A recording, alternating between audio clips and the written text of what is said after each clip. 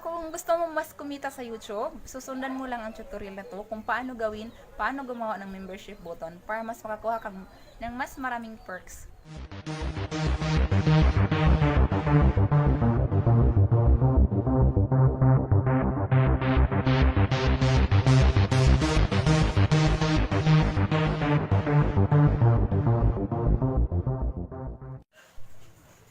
Yes, what's up mga baby parikoy? Welcome back to my channel.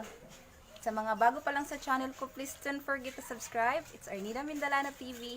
And don't forget to hit the notification bell para updated ka po sa aking next vlog.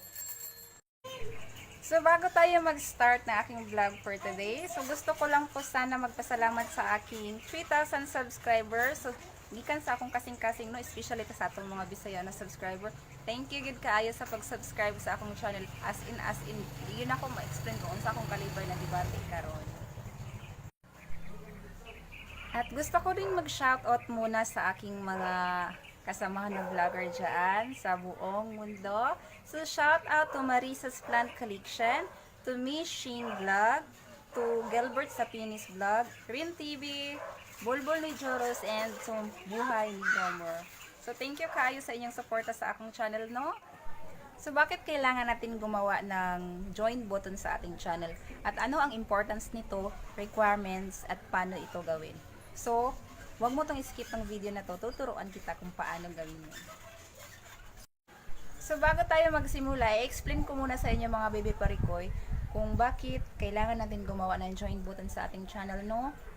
So, yung requirements dito para makagawa ka po ng join button sa yung channel is dapat monetize channel ka na mga baby parikoy para mas madali mo na lang i-access tong join button na to.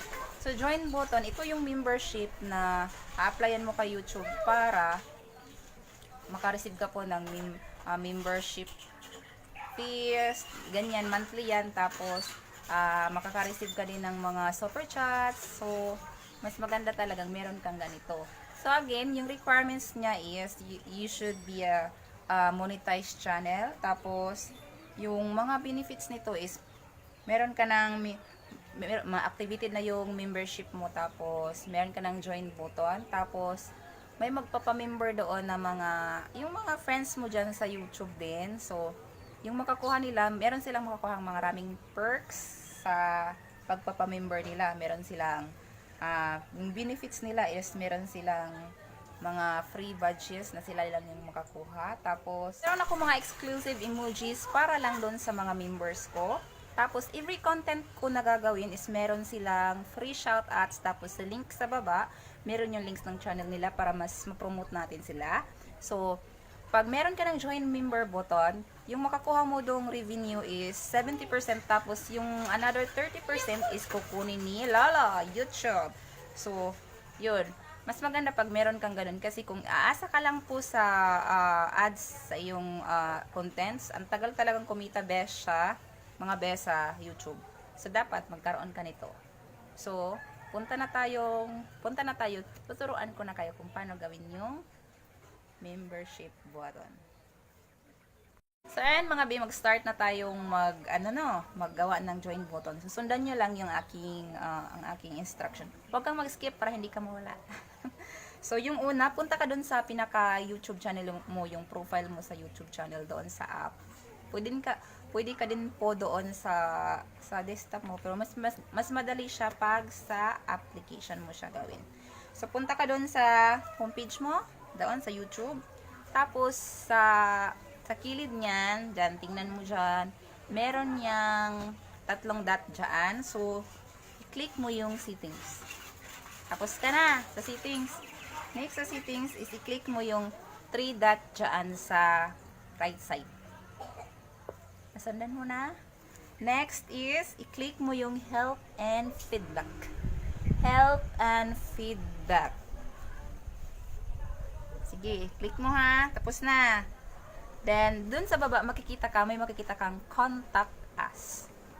Contact us. Don't contact me. Contact us. Yan. Tapos, okay ka na. So, click email.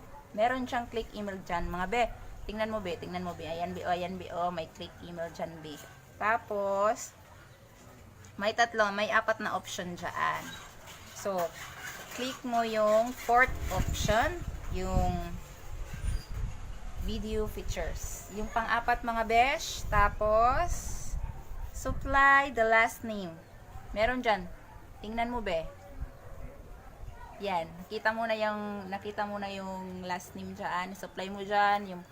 Yung pangalan mo, complete name mo ha. Yung ikaw talaga.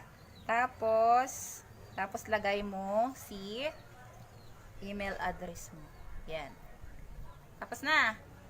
So, puntahan mo yung channel link mo. Kunin mo yung channel link mo. Tapos, ipipaste mo dyan, be. Yan. Nakita mo. Nakita mo talaga.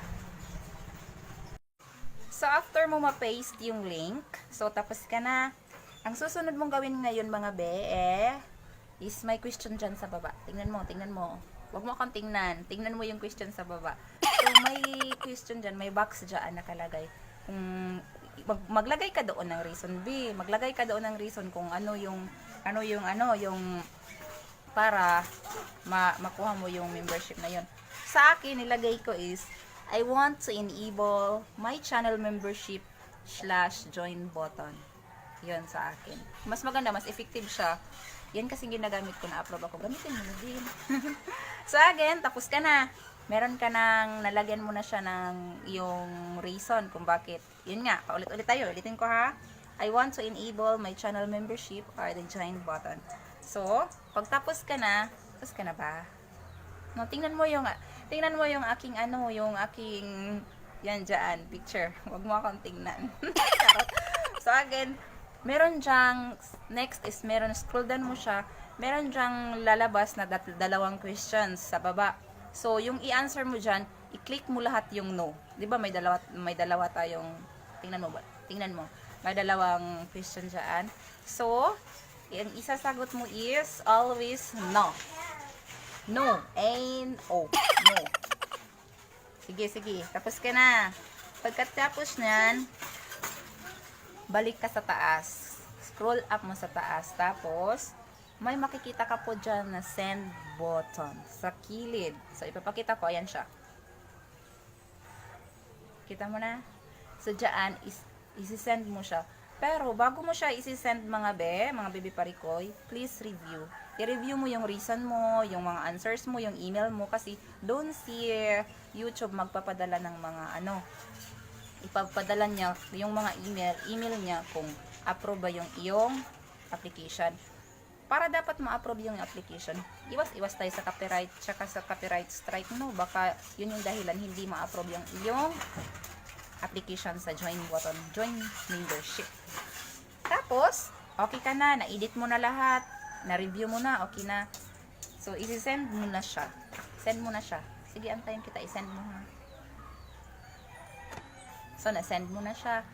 So, after you send that details sa iyong application, mag-antay ka lang po ng 2 days, 48 hours. Yeah, 48 hours. Tapos, that 48 hours, may matatanggap ng email. Tulad sa akin, may natanggap akong email na approve na daw siya. So, yay!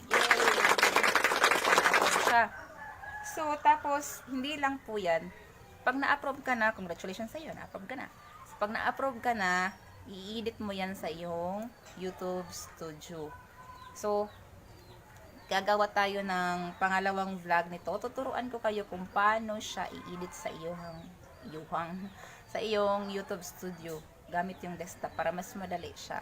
So, doon, ma-activate mo na, ma-on mo na lahat yung sa membership mo para automatic, kung meron ka ng join button, lalabas na siya doon, magsushow na siya sa iyong channel.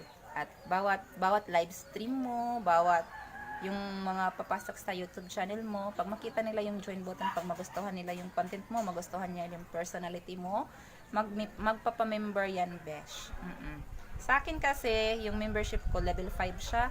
So, ipapakita ko siya sa next tutorial ko kung paano ko siya ina-activate. Sa ngayon, i-focus mo lang muna, besh, yung mga yung paggawa mo ng ganyan, paggawa mo ng join membership. Pag na-approve ka na, doon mo na talaga tirahin guys. Doon mo na talaga tirahin yung membership mo. So sa akin, after ko siya ini-edit, hindi po ako pumili ng matataas na pricing, no, dahil meron po tayong mga small YouTubers na hindi po talaga maka-afford doon sa prices na ipapamember mo. Dapat affordable lang siya para ma-afford ng lahat. Yan na. So, medyo mataas na to. So, ayan. So, next, again, uulitin ko. Paulit-ulit tayo. After nito, meron pa akong next tutorial kung paano ko siya i-activate para automatic na siya. Makareceive ka na ng membership. So, ayan o. Sa akin, na-activate ko na siya. May kakasunod pa to. So, gusto ko lang bago magtapos ang aking vlog, no, gusto ko lang seriously from my heart. Gusto ko lang magpasalamat sa aking member, no. Marami-rami na rin sila kasi na-activate ko yung channel ko mga 1 month ago. 1 month ago lang ako talaga nag-join ng join button na yun. Kasi yun, totoo, hindi ko lang talaga siya alam. Nalaman ko lang siya sa iba na mas kikita ka kung meron kang join membership button. So, nung na-activate ko na siya after 1 month, marami pong nagpapamember. Actually, mas pinili pa nila yung pinaka-up na level. Medyo mahal-mahal. So, maraming salamat.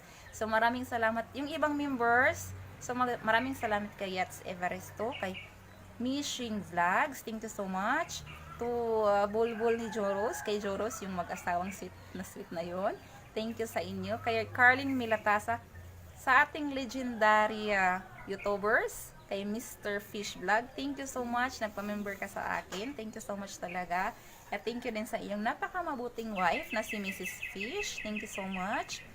So, dito na lang po nagtatapos ang aking content na to. Hope nakakatulong to sa mga gustong gumawa ng membership join button. And thank you so much for watching my vlog. And don't forget to subscribe this channel. Meron tayong notification sa bell sa baba.